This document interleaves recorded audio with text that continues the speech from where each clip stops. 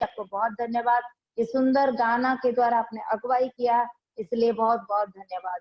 पिछले दिनों में हम लोगों ने भय के बारे में सुना है और लॉकडाउन के अंदर रहने के द्वारा हमको क्या करना चाहिए, क्या नहीं करना चाहिए, क्यों रखते, सारे बातें सुना। लेकिन कल अभी 2 दिन से जब मैं प्रेयर कर रही थी, पास्टर जी ने मेरे को पहले ही बता दिया था सैटरडे को कि एक दिन टाइम दीजिए। मैं जब इस बातों की तैयारी कर रही थी और जब मैं तैयार करते करते प्रभु ने मेरे को बहुत क्लियरली बोला कि अभिषेक के बारे में बात कर, लोगों को अभिषेक की जरूरत है। फिर एक बार एक नया नया ताजा अभिषेक की जरूरत है। और मैं जब प्रार्थना कर रही थी, प्रभु ने मुझे कहा कि तू पहले अभिषेक से भर जा। ऐसे बहुत बार होता है कि हम लोग क्या करते हैं कि हमारे पास तो अभिषेक है, बहुत साल पहले हमने क्या किया, उद्धार किया है, बपतिस्मा लिया है और हमारे पास तो अभिषेक है ही। ये बातों को हम सोच के हमारा अभिषेक को ताजा नहीं कर रहे हैं। लेकिन परमेश्वर ये बात को कहना चाहता है कि प्रतिदिन हम अपने आप को यीशु की लहू के द्वारा जैसे शुद्ध होते हैं, वैसे ही प्रतिदिन हमारा अभिषेक ताजा होना है। हम में से बहुत लोग ऐसे होंगे कि हम पुराना बासी खाना खाना पसंद नहीं करते हैं, है ना? रह जाए तो खाते हैं, लेकिन हम ताजा खाना पसंद करते हैं। तो हम सोचते हैं कि आज भले हमारा खाना वही चावल हो, लेकिन ताजा चावल हो, भले वो दाल हो, ताजा दाल हो।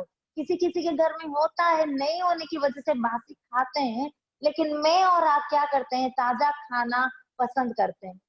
आज की सुबह मैं आप सबके ध्यान केंद्रित करने के लिए अभिषेक के बारे में बात करना चाहती हूँ। ये अभिषेक ऐसा साधारण अभिषेक नहीं है, जो परमेश्वर की ओर से, जो परमेश्वर की चुने हुए लोगों, जो परमेश्वर की उद्धार किए हुए लोगों, जो परमेश्वर के लिए काम करने वालों के लिए है।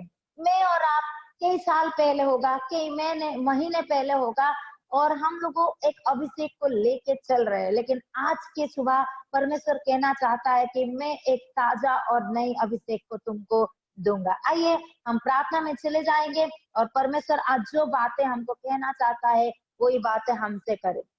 प्यारे परमेश्वर, आज की सुबह हम धन्यवाद देना चाहते हैं पिता परमेश्वर, होली फायर मिनिस्ट्री के लिए, पास्टर जी के लिए और हम सब जितने यहाँ पे बैठे हुए हैं पिता प्रभु, चाहे वो विश्वासी हो, चाहे वो पासवान हो, जितने लोग यहाँ पे बैठे हैं, आज की सुबह तेरे वचन से हम सबसे तो बातचीत कर पिता परमेश्वर। प्रभु तू बोल और बातचीत कर, सुनने वाले और बोलने वालों को प्रभु तेरे हाथों में देते हैं। प्रभु तेरा वचन जो रेमा वचन है पिता परमेश्वर, हम सबके पास पिता सामर्थ्य रूप से उतरने पाए। धन्यवाद देते हुए प्रभु यीशु मसीह के नाम से मांगते हैं, हालेलुया। आप में से कितने लोग ये गाना जानते हैं कि आत्मा की हवा यहाँ है? ये गाना जानते हैं? मेरे साथ गाइए। आत्मा की हवा यहाँ है, आत्मा की आवाज यहाँ है, आत्मा की हवा यहाँ है, आत्मा की आवाज यहाँ है। कुछ होने पर है, नया होने पर है, अद्भुत यहाँ होने पर है, अद्भुत यहाँ होने पर है। फिर से तू आग बरसा दे, फिर से तू अभिषेक कर दे, तेरे सामर्थ से, तेरे अगुवाई से, फिर से तू अभिषेक कर दे। प्रभु धन्यवाद देते हैं, जितने लोग पिता प्रभु आज वचन सुनने के लिए तैयार है, तेरा सामर्थ्य अभिषेक बहुत आयत के ऊपर आने पाए, तेरा अभिषेक का आत्मा, सामर्थ का आत्मा काम करने पाए। हालेलुया, धन्यवाद देते हैं यीशु मसीह के नाम से, आमेन आमेन। अब मेरे साथ खोलिए सबोपदेशक उसका 9वां अध्याय उसका 8वां वचन। सबोपदेशक उसका 9वां अध्याय उसका 8वां वचन। यदि आपके पास बाइबल है तो आप मेरे साथ खोलिए। पुराना नियम का ये पुस्तक है जो सुलेमान ने लिखा है, स्वोपदेशक उसका 9वां अध्याय उसका 8वां वचन। हम में से बहुत लोगों स्वोपदेशक पढ़े होंगे और सुलेमान ने कुछ वचन को लिखा है, जैसे कि नीति वचन, स्वोपदेशक और श्रेष्ठ गीत। वो इतना बुद्धिमान था, उसके जैसा कोई लिखने वाले नहीं थे, उसके जैसा बुद्धि की बात कोई बोलने वाले नहीं थे। किसी ने इस तरीका से कहा, यदि परमेश्वर के बारे में आपको जानना है तो आप भजन संहिता पढ़िए। यदि परमेश्वर के बारे में आपको जानना है तो आपको भजन संहिता पढ़िए। मैं हमेशा मेरे कलीसिया में एक बात को कहूंगी, कहती हूँ, भजन संहिता में 150 गीत है। यदि 30 दिन में, एक दिन में 5-5 गीत को आप पढ़ेंगे तो पूरे महीने में आप भजन संहिता खत्म कर सकते हैं। नीति वचन में 31 अध्याय है। यदि पूरे महीना एक अध्याय आप पढ़ेंगे, पूरा नीति वचन खत्म हो जाएगा। यदि आपको परमेश्वर के बारे में जानना है तो आप एक काम करिए, भजन संहिता पढ़िए। यदि आपको मनुष्य के बारे में जानना है तो आप जरूर नीति वचन पढ़िए। साथ ही साथ उन्होंने क्या किया, सुलेमान श्रेष्ठ गीत को भी लिखा है और स्वोपदेशक को भी लिखा है। आइए हम उस आयत को पढ़ेंगे। स्वोपदेशक उसका 9वां अध्याय उसका 8वां आयत। यहाँ पे बहुत स्पष्ट रूप से सुलेमान इस प्रकार लिखते हैं, तेरे वस्त्र सदा उज्जल रहे और तेरे सिर पर तेल की घटी ना हो। हालेलुया। तेरे वस्त्र सदा उज्जल हुए। ठीक है, इसके बारे में मैं कभी बात करूंगी। वस्त्र का उज्जवल होने का मतलब ये नहीं कि हम निर्वा साबुन लगा के एकदम से लाइटनिंग करेंगे, लेकिन उसका एक बहुत बड़ा संदेश है जो आने वाला दिन में मैं आपके सामने इस बात को भी रखूंगी। लेकिन जब आज मैं अभिषेक के बारे में बात कर रही हूँ, आपके सामने मैं बोलना चाहूंगी जो दूसरा भाग को, तेरे सिर पर तेल की घटी ना हो। हालेलुया। बाइबल बताती है तेरे सिर पर तेल की घटी ना हो। आज के दिनों में ज्यादातर लोग तेल नहीं लगाते हैं। मैं तो पिछले करीब 20 साल हो गया बहुत कम ही तेल लगाती हूँ। मेरी माँ की बात मैं कहूंगी, एक बोतल डाबर अमला तेल लेके आते थे। उन दिनों में मैं कॉलेज में पढ़ती थी। अरे जवान लड़कियां पूरा बाल खुला करके नहीं छोड़ के जाते हैं, तो मेरे कमर से नीचे क्या होता था, बाल हुआ करता था, तो मेरी माँ आधा बोतल तेल मेरे सर पे लगा देती थी। और आप विश्वास नहीं करेंगे, मैं कुछ 7 साल तक बिना तेल लगा के रही हूँ और तेल मेरे सर से निकल रहा था।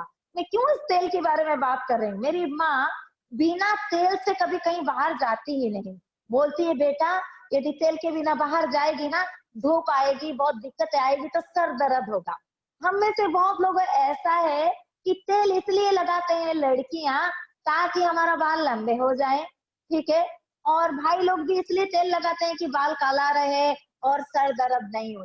और हम में से केवल सर पे तेल नहीं लगाते हैं, हमारा बॉडी में तेल लगाते हैं। मैं अपने पापा के बारे में बात करूं, उन दिनों में कोई बॉडी लोशन नहीं था।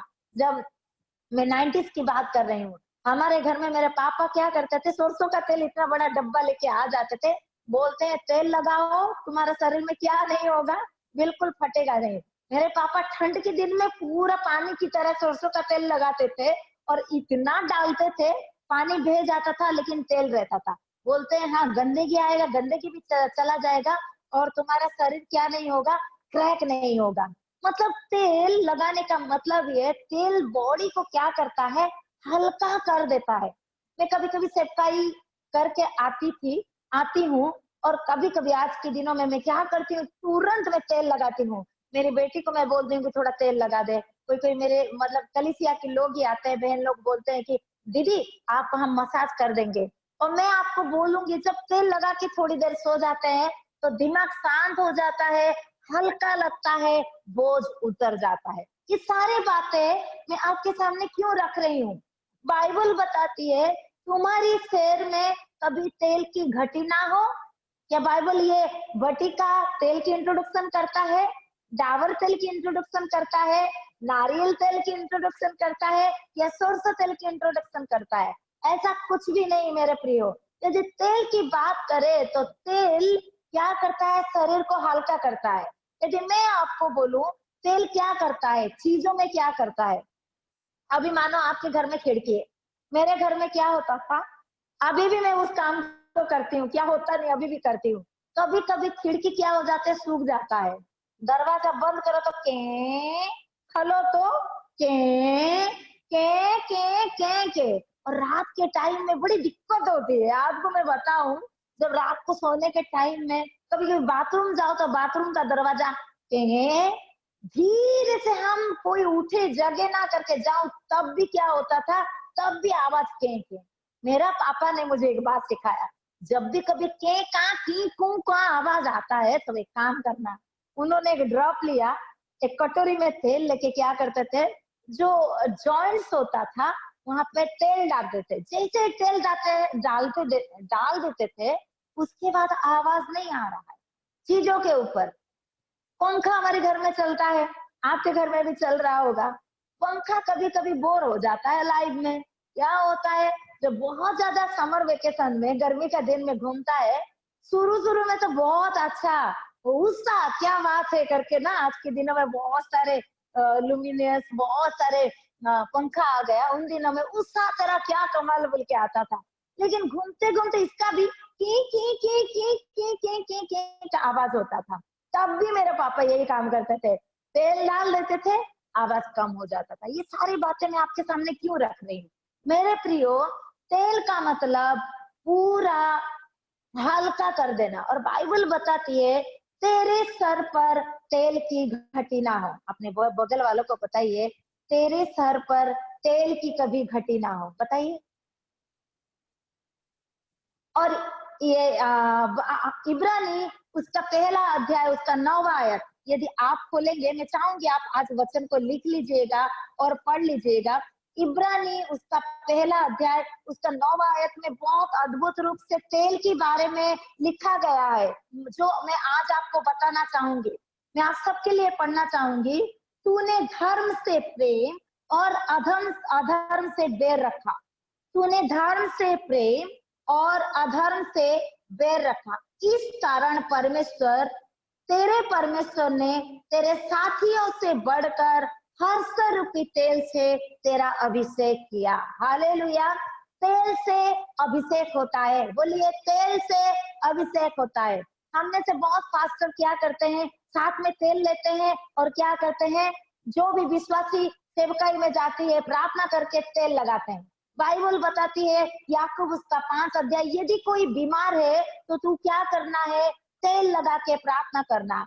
तेल अभिषेक को दर्शाता है, तेल अभिषेक को दर्शाता है। यही वचन भजन संहिता उसका 45 का साथ में लिखा है कि तूने हर्ष रूपी तेल से मुझे क्या किया है, मसा किया है, अभिषेक किया है। दाऊद इस बात को कहता है कि हर्ष रूपी तेल से। और तेल क्या करता है, यशायाह उसका 10वां अध्याय उसका 27 आयत, तेल क्या करता है मेरे प्रियो, आपको मैं बता देती हूँ। यशायाह उसका 10 अध्याय उसका 27 आयत, ये मैं बहुत मतलब पसंद करती हूँ पढ़ने में, आप सबके लिए मैं पढ़ दूंगी।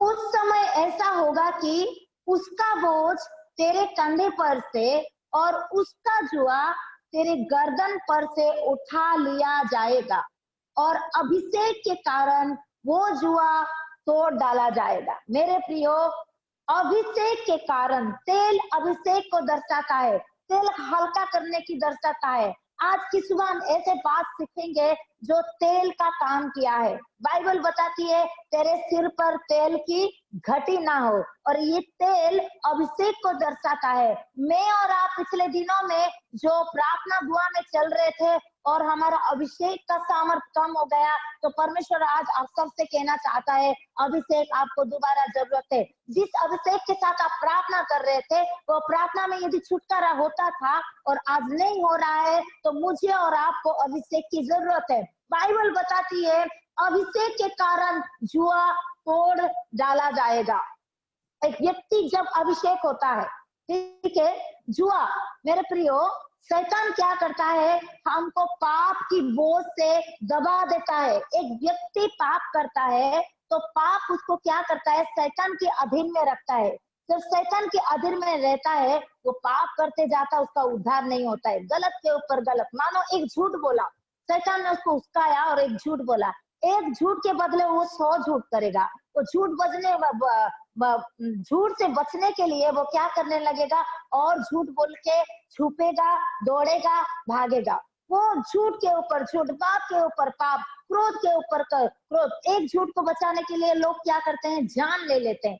कई सारे गलतियां लोग कर लेते हैं। मेरे प्रियो, उस व्यक्ति यदि झूठ बोला, पाप को अपनाया, तो वो क्या कर रहा है, अपनी कांधे पे, अपनी गर्दन पे वो जुआ को लेके जा रहा है। कैसा जुआ, पाप का जुआ, और शैतान उसका मालिक है। आप सोचिए, एक गाय जब हल चलाता है, जुआ गर्दन पे, कांधे पे जुआ को रखता है, जो मालिक कहता है वही उसको सुनना पड़ता है ना, है ना।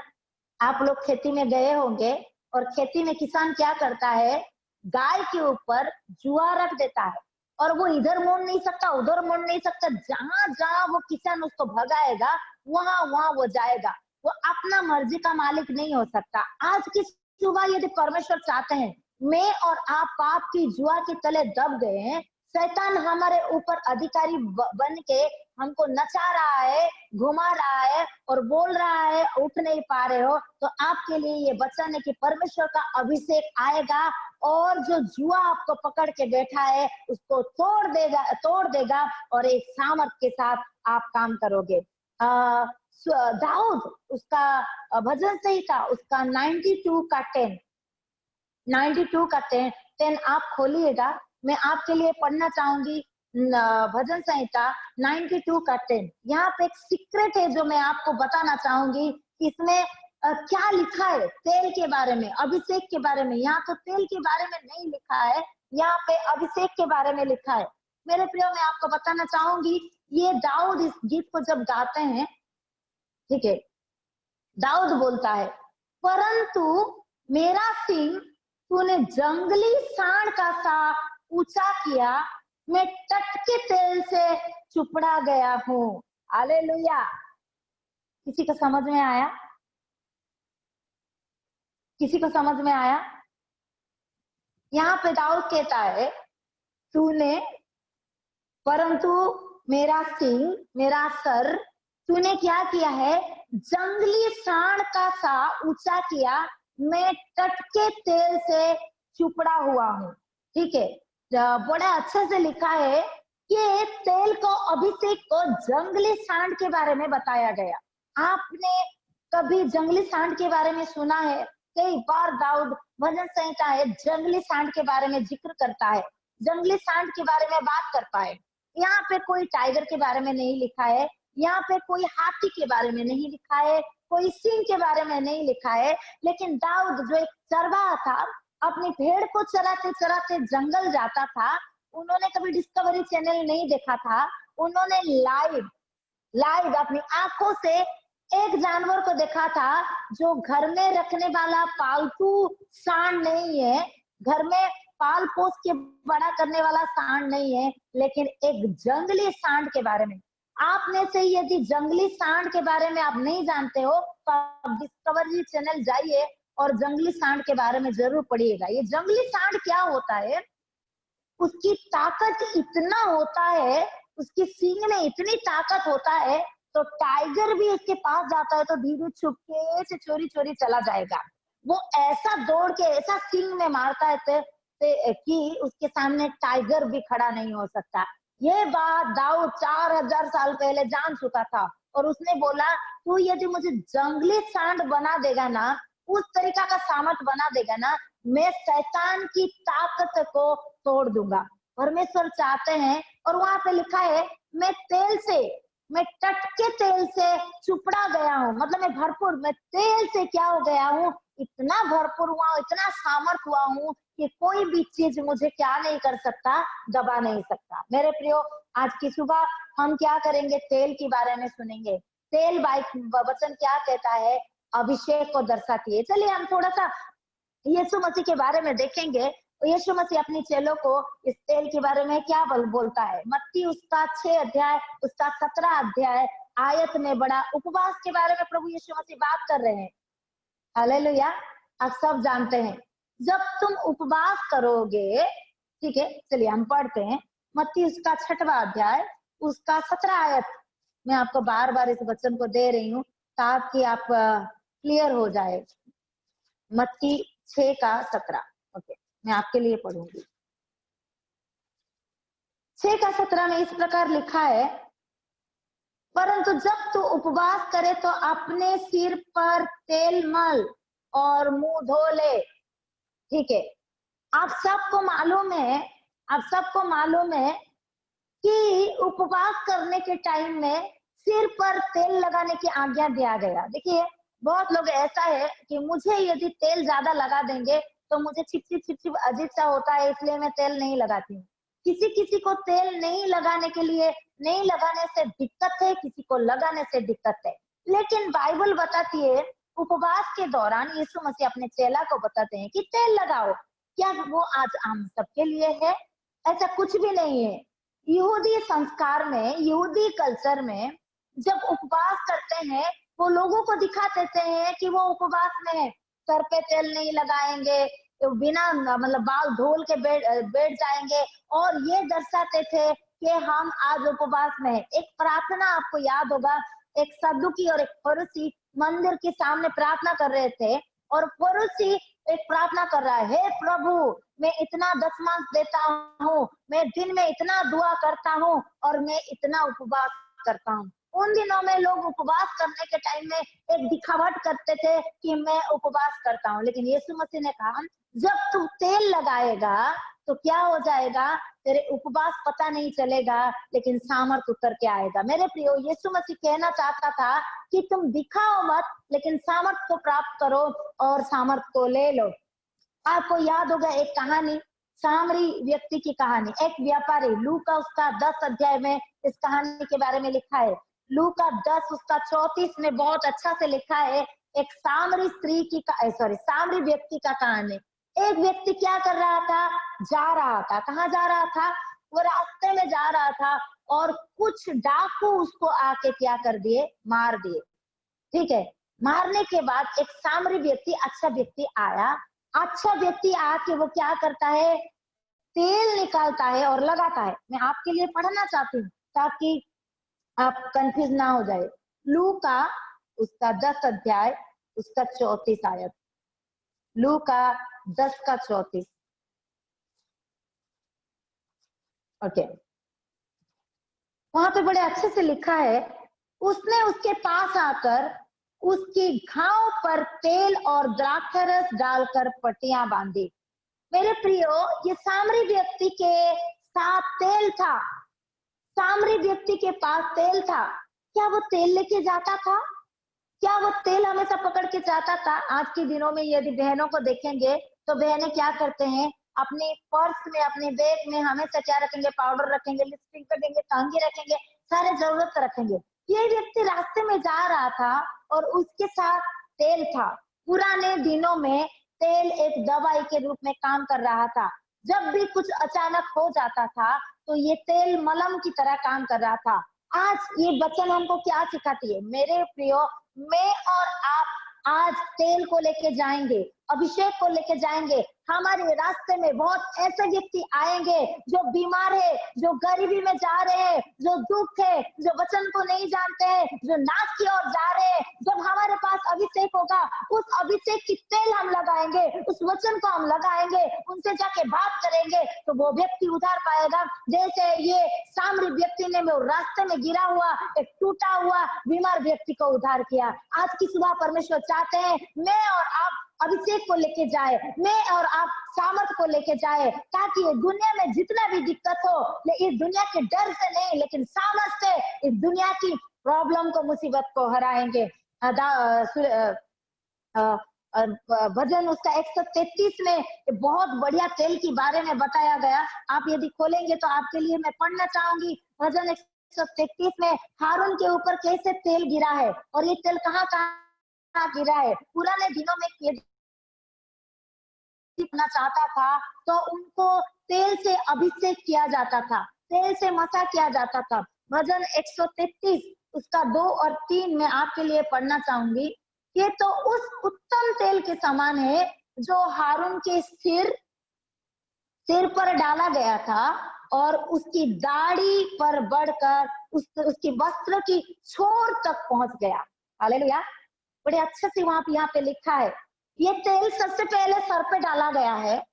वो तेल कहाँ बह के कहाँ गया है? उसकी दाढ़ी में आया है, दाढ़ी से कांधे, कांधे से पूरे शरीर में।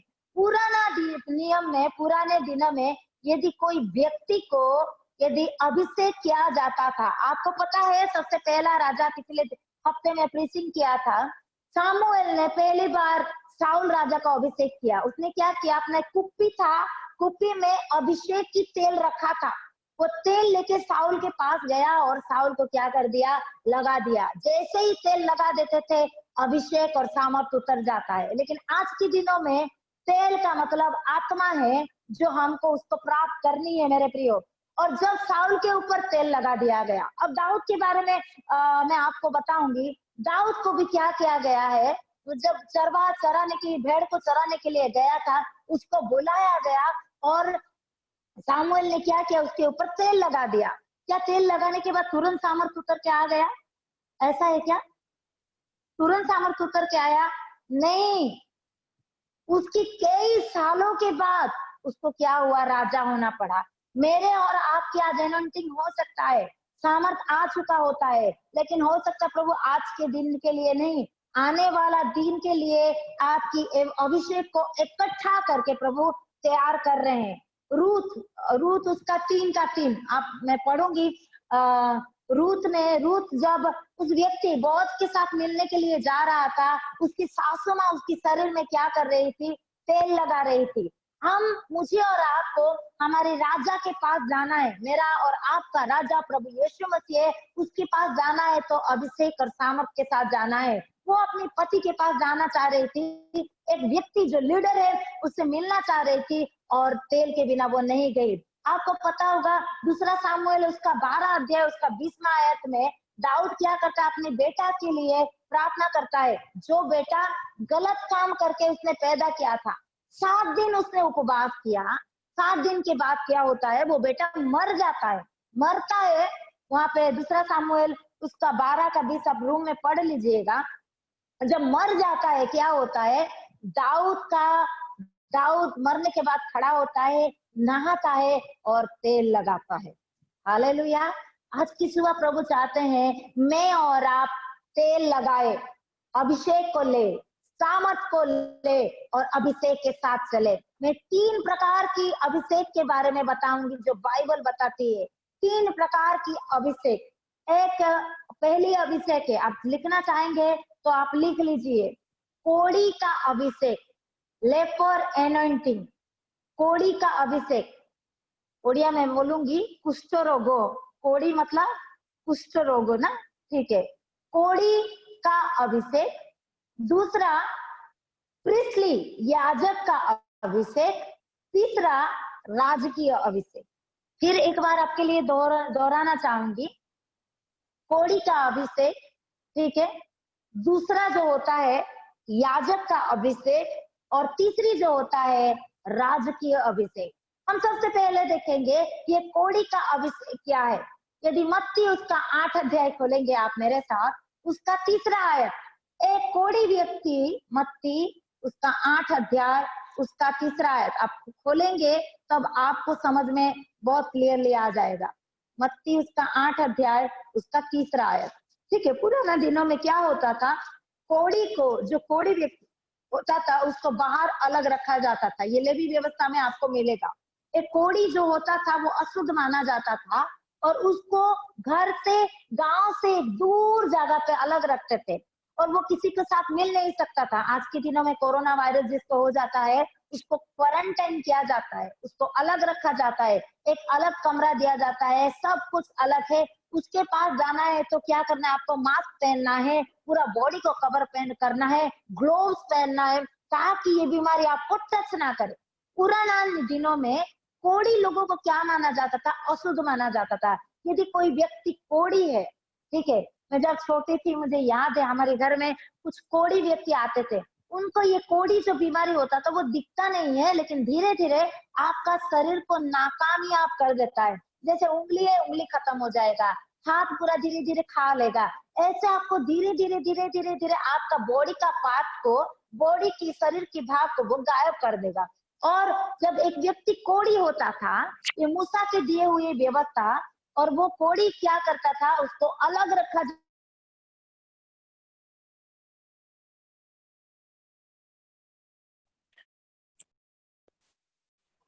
सॉरी कॉल आ गया, ठीक है।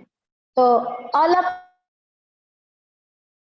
ओके, अलग कमरे में, अलग जगह में रखा जाता था। मेरे प्रियो, ये कोढ़ी का एनोइंटिंग क्या है? हम पढ़ेंगे 8 का 3, मैं आप सबके लिए पढ़ना चाहूंगी। यीशु ने हाथ बढ़ाकर उसे छुआ, कोढ़ी के बारे में यहाँ पे लिखा है, और कहा, मैं चाहता हूं तू शुद्ध हो जा। और वो तुरंत कोढ़ से शुद्ध हो गया। यीशु ने उससे कहा, देख, किसी से ना कह, परंतु जाकर अपने आप को याजक को दिखा, और जो चढ़ा हुआ मूसा ठहराया है उसे चढ़ा, ताकि लोगों के लिए गवाही बन। मेरे प्रियो, कोढ़ी एक ऐसा व्यक्ति है, एक अशुद्ध व्यक्ति है। उन दिनों में एक अशुद्ध, आज के दिनों में हम पाप करने वाला व्यक्ति को अशुद्ध कहा जाता, कहते हैं। यीशु ने कोढ़ी को शुद्ध किया। शुद्ध करने के बाद उसने कहा कि तेरा शुद्ध कंप्लीटली नहीं हुआ है, तैयार नहीं हुआ है। अब तुझे क्या करना है? याजक के पास जाना है। एक व्यक्ति को क्या करता है, कोढ़ी व्यक्ति क्या होता है, 7 दिनों तक उसको क्वारंटाइन में रखते हैं। लेवी व्यवस्था उसका 14 अध्याय में शायद इस बात को लिखा गया है, मैं एग्जैक्टली याद नहीं। लेवी व्यवस्था में, लेवी की पुस्तक में ही इस बात को रखा गया है। एक व्यक्ति जो कोढ़ी होता था, उसको 7 दिन तक बंद कमरे में रखा जाता था। 7 दिन के बाद एक याजक आता था, उसको देखता था, यदि वो शुद्ध नहीं हुआ तो और 7 दिन उसको रखा जाता था। 14 दिन के अंदर वो शुद्ध हो गया तो याजक उसको क्या करते थे, तेल लगाते थे। तेल लगाने के बाद वो क्या हो जाता था, रिलैक्स हो जाता था, आजाद हो जाता था। जैसे ही आजाद हो जाता था, वो क्या करता था, गांव में जाता था, सबके साथ मिलता था। मेरे प्रियो, आज की सुबह परमेश्वर हम सबसे बात करते हैं। मैं और आप, बहुत बार ऐसा हुआ कि पाप की वजह से परमेश्वर की राज्य से, परमेश्वर से अलग हो चुके हैं। पाप की वजह से हम क्या कर रहे हैं, अभिषेक को नहीं ले पा रहे हैं। रोमियो का 3 का 23 में ऐसा लिखा है, सबने पाप किया है, सबने पाप किया है। हम सब इस बात को जानते हैं कि इस दुनिया में जो भी कोई व्यक्ति है, जो भी कोई पैदा हुआ है, उन सब ने क्या किया है, पाप किया है। मेरे प्रियो, मैं और आप भी पाप किए हैं। लेकिन यीशु मसीह के पास जब गया वो व्यक्ति, क्या हुआ, उसका कोढ़ क्या हो गया, शुद्ध हो गया। उन दिनों में याजक के पास जब जाते थे, वो क्या करता था, तेल लगाता था। तेल लगाने की वजह से वो पापों से छुटकारा पाके सबके साथ मिल सकता था। उस कोड़ों से छुटकारा पाके अपने घर जा सकता था, 4 लोगों के साथ बैठ सकता था, 4 लोगों के साथ खाना खा सकता था, सब्जी लेने जा सकता था, कपड़ा लेने जा सकता था, मार्केट में घूम सकता था, अपनी भाई बहन परिवार के साथ सो सकता था। लेकिन कोड़ों ने उसको क्या कर दिया था, परिवार से, समाज से, अपनी जीवन की इच्छाओं से अलग कर दिया था। मेरे प्रियो, आज की सुबह सबसे पहले परमेश्वर मुझे और आपको अभिषेक करना चाहते हैं। कैसे? मैं और आप प्रभु यीशु मसीह को अभिषेक के रूप में नहीं लेंगे। कैसे? हमारी पापों से यदि हम दूर नहीं होंगे, हमारे अभिलाषाओं से दूर नहीं होंगे, तो ये पाप हमको परिवार से, कलीसिया से, हमारे समाज से हमको क्या कर देगा, अलग कर देगा। अलग करने की वजह से हम संगति में नहीं रह पाएंगे। इसलिए मुझे और आपको इस कोढ़ी की सदृश यीशु मसीह को अपने जीवन में लेना बहुत जरूरी है। जब यीशु ने आया, उसको छुआ,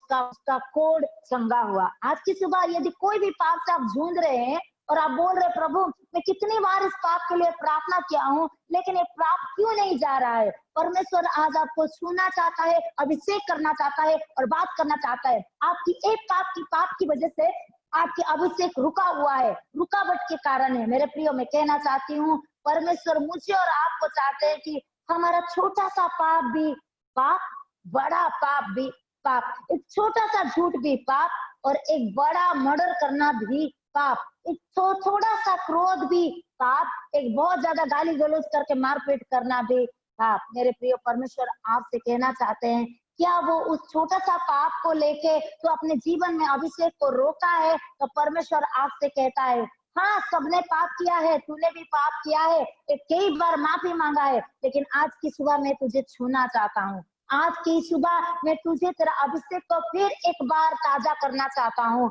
इसलिए प्रभु चाहते हैं कि मैं और आप उस पाप को दूर करें, यीशु को बुलाए और एक ताजा अभिषेक ले। हमारे जीवन में अभिषेक के लिए प्रतिदिन यीशु मसीह की जरूरत है। यीशु के बिना मैं और आप कभी सामर्थ और अभिषेक नहीं पाएंगे। दूसरी प्रकार की जो अभिषेक है, याजक की अभिषेक। लेवी व्यवस्था उसका 8 अध्याय उसका 10वां आयत, आप सब खोलिए लेवी व्यवस्था उसका 8 अध्याय उसका 10 आयत, बड़े अच्छे से लिखा है। एक याजक को अभिषेक करने के लिए क्या इस्तेमाल किया जाता था? तब मूसा ने अभिषेक का तेल लेकर निवास के और जो कुछ उसमें था उन सबको भी अभिषेक करके उन्हें पवित्र किया, और उस तेल में से कुछ उसने वेदी पर 7 बार छिड़का। ठीक है, यदि आप गिनती उसका 4 अध्याय पढ़ेंगे, गिनती उसका 4 में एक याजक को कैसे अभिषेक किया जाता है उस तेल के बारे में लिखा गया है। 4 अध्याय में बहुत अच्छा से लिखा है एक याजक का काम क्या है। यदि मैं आपको बताऊं एक याजक का काम क्या है, याजक मंदिर में रहता था, उसका कपड़ा अलग है, ठीक है, उसका कपड़ा अलग है। वो क्या करता था, याजक का काम क्या है? याजक का काम ये है कि वो क्या करेगा, वहां पे मंदिर में, भवन में, परमेश्वर की भवन में, पवित्र स्थान में जाना है, वहां पे बलि चढ़ाता थे, उस बर्तन को उसको धोना होता है, वहां पे जो जलाया हुआ लकड़ी होता है उस राख को उसको हटाना होता था, वेदी में जो ब्रेड है, रोटी होता, उसको सजा के रखना है। मेरे प्रिय, एक व्यक्ति उस भवन के अंदर उस पवित्र स्थान में तब तक नहीं जा पाता था जब तक वो अपने आप को उस तेल से अभिषेक नहीं किया। हारून की परिवार से याजक का शुरू हुआ है। मेरे प्रियो, मूसा तो एक नेता था, एक लीडर था, लेकिन हारून एक याजक था। ये मूसा ने क्या किया, जितने याजक हुआ करते थे, यदि आप लेवी व्यवस्था पढ़ेंगे तो भवन में बहुत सारे बड़े याजक और छोटे याजक रहते थे। एक पवित्र स्थान में रहने का एक याजक होता था, एक महापवित्र स्थान में रहने का एक याजक होता था। महापवित्र स्थान में वही व्यक्ति जा सकता है जो अपने आप को शुद्ध और पवित्र कर सकता है। मेरे प्रियो, मैं आपको बताना चाहूंगी, इब्रानी 6 का 10 में बहुत अच्छा से लिखा है। हम पढ़ेंगे उस बात को, इब्रानी उसका 6 का 10 थोड़ा सा मैं आपके लिए पढ़ना चाहूंगी ताकि आपको समझ में आ जाएगा। इब्रानी 6 का 10, इसलिए प्रभु में और उसकी शक्ति के प्रभाव में बलवंत बनो। मेरे प्रिय, जब तक मैं और आप इस दुनिया में सामर्थ का काम करने के लिए बलवंत नहीं होंगे, पवित्र नहीं बनेंगे, ये आपके साथ काम करने के लिए पवित्र बनना बहुत जरूरी है। ठीक है, बहुत अच्छा लिखा है, परमेश्वर हमको क्या करना चाहता है, अभिषेक करना चाहता है। परमेश्वर मुझे और आपको छूना चाहता है।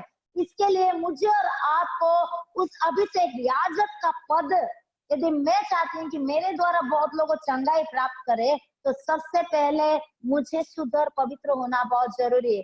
एक याजक कोई साधारण व्यक्ति नहीं हो सकता, उसका पहनने का कपड़ा अलग है, उसको जब तक उसके सर पे तेल नहीं लगाते हैं तब तक वो क्या नहीं कर सकता, अंदर नहीं जा सकता। मैं आपको मेरे बारे में कुछ बताना चाहूंगी। मैं बाइबल ट्रेनिंग कर रही थी। मैं जब बेंगलोर में बाइबल ट्रेनिंग किया, हमारा आखिरी ग्रेजुएशन होने से पहले बेंगलोर में जितने पासवान थे, जितने सेवक गण थे, सबको बुलाया गया और वो अभिषेक किए हुए पास्टर ने हम सबके ऊपर हाथ रख के प्रार्थना किया। प्रार्थना करने के बाद हमको क्या किया, अब तुम ग्रेजुएट हो गए हो, अब तुमको क्या करना है, पूरे देश में जाना है, जगह जगह जाना है और प्रार्थना करना है। मेरे प्रियो, मैंने 3 साल बाइबल ट्रेनिंग किया, बाइबल अध्ययन किया। 3 साल में कभी भी उन लोगों ने आके हाथ रख के प्रार्थना नहीं किया और अधिकार के साथ नहीं भेजा। 3 साल हमको एक सीखने का समय था, लेकिन जब आखिरी साल, आखिरी दिन आ गया, सारे पासवान लोग आ गए, हमको अभिषेक किए। मेरे प्रियो, हमको बाहर जाने से पहले मुझे और आपको अभिषेक करना है। मैं लखनऊ आई, मेरे हस्बैंड के डेथ के बाद मुझे कलीसिया को संभालना था, और जब लखनऊ आई मुझे पास्टर का टैग देना था, एक कार्ड देना था। लखनऊ के जितने पासवान थे, मेरे खुद का जो बड़े पास्टर है, उन्होंने आया और उन्होंने क्या किया, सारे पासवानों को बुलाया, मुझे बोला घुटना टेको, और सारे पासवानों ने मेरे को क्या किया, मेरा मेन पास्टर जो है उन्होंने तेल लगाया, हाथ रखा और प्रार्थना किया, आज से तू इस कलीसिया की अधिकारी है और तू जगह जगह जाके सुसमाचार सुनाएगी। मेरे पास क्या है, अभी एक अभिषेक किया हुआ एक सर्टिफिकेट है, वो लिखित रूप में नहीं है, लिखित रूप में है, लेकिन एक अभिषेक किया हुआ जनों का अभिषेक है। एक याजक को जब अंदर जाना होता था मेरे प्रियो, उनको क्या कर रहे थे, मूसा उनको तेल लगाते थे, शुद्ध करते थे और वो पवित्र होते थे, तब जाके भवन में जाके काम करते थे। वो रोटी रखना होता या राख को फेंकना होता या बर्तन को साफ करना होता या घर को भवन को सफाई करना होता, उसको काम करते, उस चीज को करते थे। बाइबल में एक ऐसा व्यक्ति है जिन्होंने एक छोटी सी काम की शुरुआत पवित्रता के साथ किया और परमेश्वर उसको महान बना दिया। आपको पता होगा सामुएल के बारे में। सामुएल भवन के अंदर रह के झाड़ू पोछा लगा रहा था, ठीक है, झाड़ू पोछा लगा रहा था। एली याजक की कपड़ा फोल्ड कर रहा था। परमेश्वर ने बोला तेरा काम व्यर्थ नहीं गया। हो सकता है एली याजक ने उसको पानी मांगा होगा, ट्रे में उसने पानी लेके दिया होगा। हम में से बहुत लोग ऐसे हैं, कलीसिया में जाके झाड़ू पोछा करने के लिए पीछे हट जाते हैं। एक आपका छोटा काम, बाइबल बताती है तुम परमेश्वर कभी किसी का कर्जदार नहीं है। इब्रानी में लिखा है, इब्रानी इसका 6 अध्याय में बहुत अच्छा से लिखा है, 6 में लिखा है, 6 का 6 में, हाँ 7 में लिखा है, और उस सेवा को मनुष्य की नहीं परंतु प्रभु की जानकर सच्चे हृदय से करो, क्योंकि तुम जानते हो कि जो कोई जैसा अच्छा काम करेगा, चाहे दास हो चाहे स्वतंत्र, प्रभु से वैसा ही पाएगा। जो परमेश्वर के लिए काम करता है, परमेश्वर उसको क्या देता है। सामुएल ने एक टाइम था झाड़ू पोछा किया, लेकिन आपको पता है परमेश्वर उसकी भवन में रहने वाले काम को तुच्छ नहीं जाना, और एक दिन सबसे पहला और आखिरी और न्याय करने वाला उसको याजक भी बनाया, सबसे पहला भविष्यद्वक्ता भी बनाया, और वो इजराइल में राज करने लगा। मेरे प्रियो, यदि मैं और आप इस जगत में, पापमय जगत में पापियों के पास जाना है, तो मुझे और आपको एक याजक की अभिषेक की जरूरत। वो अभिषेक, ऐसा अभिषेक जो सामर्थ को लेकर सामर्थी प्रभु का काम कर सकता है। आप पाप के साथ परमेश्वर की भवन में नहीं जा सकते हो, आप अपवित्रता के साथ परमेश्वर की भवन में नहीं जा सकते हो। यदि आपको जाना है परमेश्वर के पास, आपको खुद को एक याजक बनना पड़ेगा। सबसे पहला जो अभिषेक था, कोढ़ी का अभिषेक। कोढ़ी जब तक पापों से छुटकारा नहीं पाता था, वो किसी के साथ नहीं मिलता था। दूसरी लेवल की जो अभिषेक मैंने बताया, याजक के अभिषेक। यदि आप सेवकाई करना चाहते हो, आप लोगों के बीच में सेवकाई, एक चर्च बनाना चाहते हो, कलीसिया स्थापना करना चाहते हो, सुसमाचार सुनाना चाहते हो, तो सबसे पहले आपको अभिषेक प्राप्त करना जरूरी है। और अभिषेक कैसा है?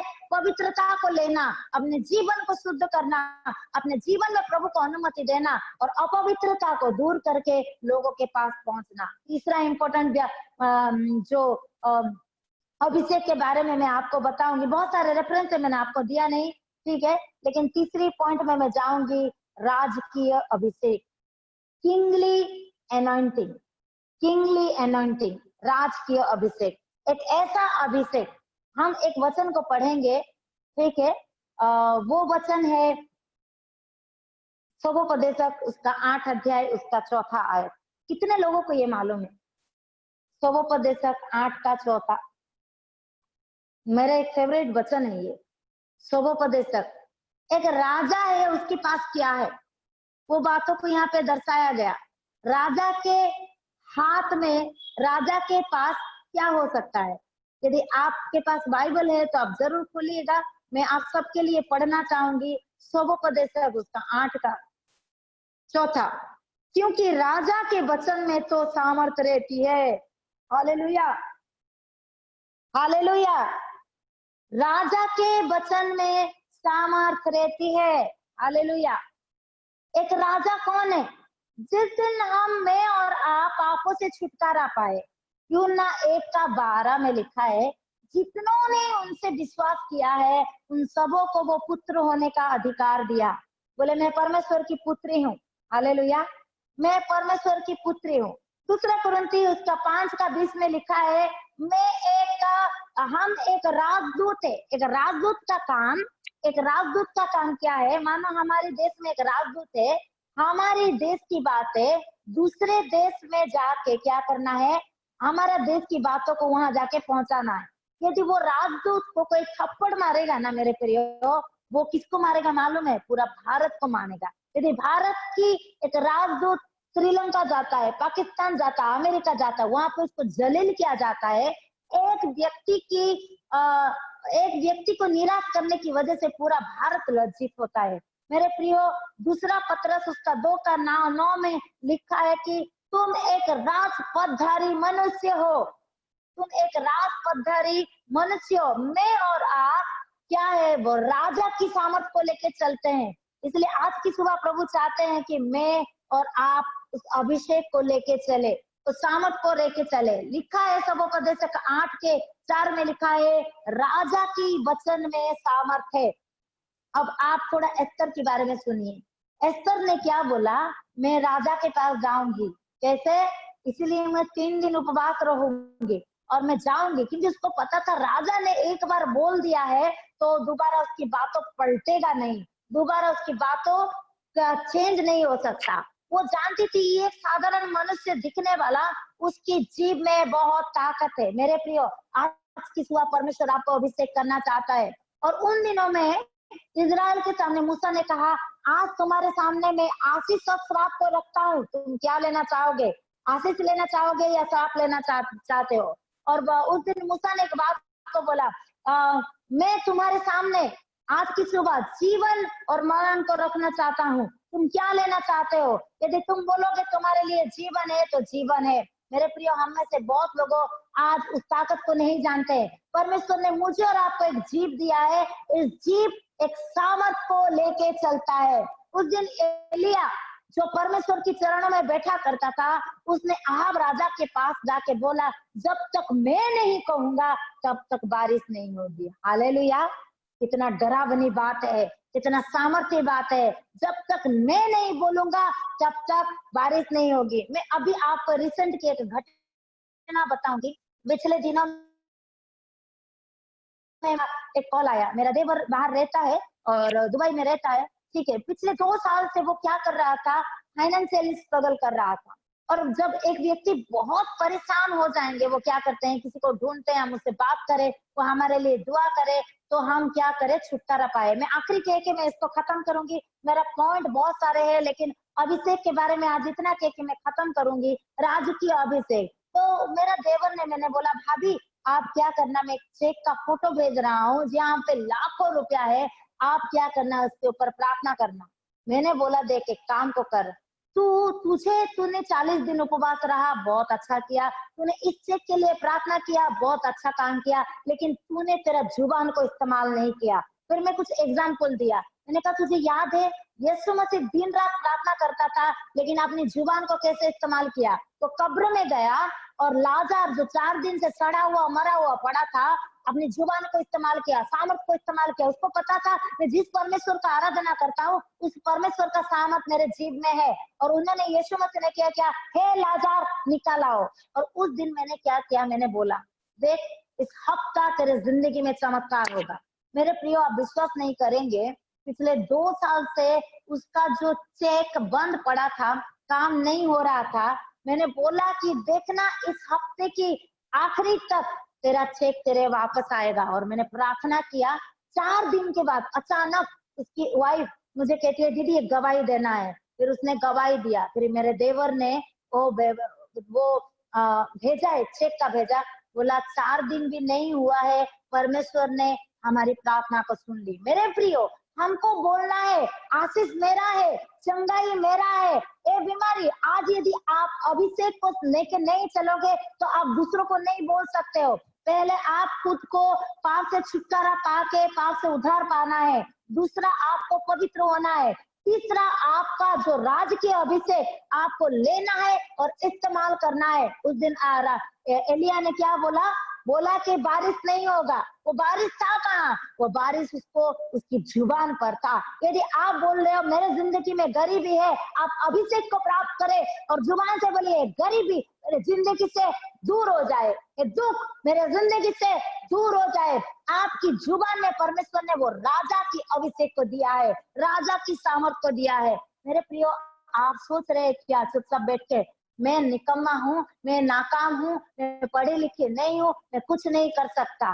मेरे प्रियो, आपके द्वारा मैं आपको कुछ बातों को बताऊंगी। मेरे नाम स्वप्ना रानी है। रानी मतलब जो पावर को लेके चलता है। जब मैं यहाँ सेवकाई करने के लिए आई, लखनऊ सेवकाई करने के लिए आई, मुझे बहुत लोगों ने बोला हमारे पास तो पैसा नहीं है, हम नहीं देंगे। बहुत लोगों ने उस बात को बोला। मैंने कहा प्रभु मैं तेरी बेटी हूँ, बोला तेरा वचन कहता है जितनों ने उसको विश्वास किया उसने उसको पुत्र और पुत्री होने की अधिकार दिया। हम बाइबल में पढ़ते कि मेरा परमेश्वर राजाओं का राजा है, हम पढ़ते हैं कि मेरा परमेश्वर पिता है। मैंने सोचा कि मैं उस राजा की बेटी हूँ, राजकुमारी हूँ, रानी हूँ, ठीक है, मेरा नाम रानी है तो मैं रानी को इस्तेमाल करूंगी। मेरा पिता क्या है? राजा है, पूरे स्वर्ग और पृथ्वी की अधिकारी है। मुझे क्यों किसी व्यक्ति के ऊपर भरोसा करना है? आप विश्वास नहीं करेंगे मेरे प्रियो, 6 साल हो गया मेरे पति जाने के बाद, ना ससुराल वाले, ना घर वाले, ना कलीसिया में किसी इंसान के सामने जाके मुझे हाथ फैलाना पड़ा। मैंने कहा ए फाइनेंस, आज यदि मेरे घर में खाना है तो कल इसी टाइम, आज मतलब ये कभी कमी नहीं होना है। और मैंने बोला प्रभु मुझे लेने वाला नहीं, देने वाला। अब विश्वास नहीं करेंगे, जैसे जैसे आप घोषणा करते जाओगे वैसे वैसे आपके साथ होता रहेगा। इसीलिए मैं हमेशा बोलती हूँ कोई भी गलत बात है अपने मुंह पे घोषणा मत करना। आप राजा हो, आप ये नहीं बोलना अपने बच्चों को कि ये गधा है, ये निकम्मा है, ये नालायक है, ये कुछ नहीं कर सकता है। अपने बेटे को बोलिए मेरा बेटा राजकुमार है, मेरा बेटा अधिकार को लेके चलता है, मेरा बेटा इस देश में शासन करेगा, लेकिन गलत रीति से नहीं, अच्छे रीति से शासन करेगा। मेरे प्रियो, आज यदि आप बीमारी को डर रहे हो तो आपकी जीभ में वो सामर्थ्य है, राजा की वचन में सामर्थ्य है। मैं और आप राजा और राजकुमारी है। जब से मैं सेवकाई में आई हूँ मेरे प्रियो, मैं कभी भी मैं प्रार्थना करूंगी, लेकिन मैं घोषणा करती हूँ। प्रार्थना करना बहुत जरूरी है, प्रार्थना करने के बाद इस्तेमाल करना जरूरी है। जैसे अभी सेनापति के पास, सेनापति यीशु मसीह के पास आया, प्रभु यीशु मसीह ने एक बात बोला, क्या बोला? जा तेरा दास ठीक हो गया। वो जब घर जाता है वो पूछता है कितने बजे ठीक हुआ? जिस समय यीशु मसीह ने वो शब्द बोला ठीक हुआ, उसी समय वो ठीक हो गया था। मेरे प्रियो, मैं और आप आज परमेश्वर के चरणों में बैठे हैं।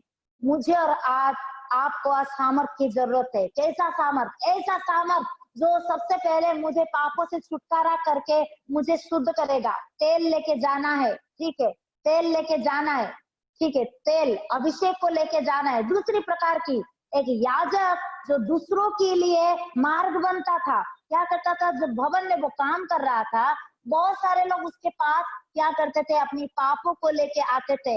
वो जब बलि को चढ़ाता था, उस पापी व्यक्ति की जीवन उद्धार होता है। आज यदि मेरे पास अभिषेक होगा, मैं यदि हाथ रख के प्रार्थना करूंगी, तो क्या होगा? वो पापी व्यक्ति के जीवन में उद्धार हो सकता है। तीसरी इंपॉर्टेंट बात, जो राजकीय अभिषेक, मैं आपको बताना चाहूंगी, आपकी मुंह पे सामर्थ्य है, आपके बोलने में सामर्थ्य है। आप शैतान को ना डरिए। शैतान आपको बोल सकता तो कुछ नहीं कर सकती। आप अपनी सामर्थ्य को लेके बोलते हैं, शैतान यीशु के नाम से मैं तुझे खंडित करती हूँ। ए बीमारी, ए निराशा, ए बर्बादी, ए कष्ट, मैं यीशु के नाम से बर्बाद करके आशीष को घोषणा करती हूँ। और आप एक राजा हो, एक मालिक हो, एक रानी हो, एक मालिक हो।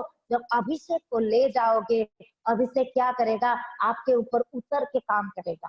3 बातें और है, लेकिन आने वाला दिन में यदि टाइम मिलेगा तो मैं 3 बातों को कंप्लीट करूंगी। आज यही पे रखना चाहूंगी। आइए हम आंख बंद करेंगे और बोलेंगे, प्रभु पिछले कई दिनों से मेरा खुद का पाप दूर नहीं होने की वजह से मैं कोड़ी की तरह अलग हो चुका था, मैं कोड़ी की तरह अलग हो चुका था। आज की सुबह परमेश्वर चाहते हैं मैं और आप परमेश्वर की चरणों में क्या हो जाए? अभिषेक को ले ले। दाऊद कहता है सांड के समान। वो सांड इतना सामर्थ रखता था, जंगली सांड की इतने बड़े बड़े हाथी को भी मार देता था, टाइगर को भी मतलब सिंह को भी मार देता था, सारे जानवरों को डराता था। मेरे प्रिय, जब तक हम पाप के नीचे दबके रहेंगे, हम अशुद्धता से रहेंगे, तो हम सबसे अलग हो जाएंगे। मुझे और आपको शुद्ध होने की जरूरत है, मुझे और आपको अलग होने की जरूरत है। दूसरा, याजक की अभिषेक है। याजक वो था दूसरा का पाप, दूसरों की पाप परमेश्वर की चरणों में लेके मीडिएटर का, मध्यस्थता का काम करता था। मुझे और आपका आज प्रभु इस धरती पर रखा है। बहुत सारे आत्मा नाश हो रहा है, बहुत सारे आत्मा बर्बाद हो रहा है, बहुत सारे आत्मा आज प्रभु के वचन को नहीं सुने। यदि आप एक याजक हो, वो याजक की अभिषेक को ले लो, ताकि आपकी वचन के द्वारा बहुत सारे लोग उद्धार पाएंगे और कलीसिया को आएंगे। बहुत सारे लोग आपके प्रार्थना के द्वारा प्रभु यीशु मसीह को जानेंगे। तीसरी जो इम्पोर्टेंट अभिषेक है, मैं बोलना चाहूंगी, राज्य की अभिषेक। आप सामर्थ को लेके चल रहे हो, यदि लेके नहीं चल रहे हो, आज से प्रार्थना करिए, प्रभु मुझे ये 3 प्रकार का अभिषेक दे, तेरे अभिषेक के भर दे, तेरे आत्मा से भर दे, मेरे तेल को तू मसा कर, मेरे तेल को तू मेरे सर को तू तेल से अभिषेक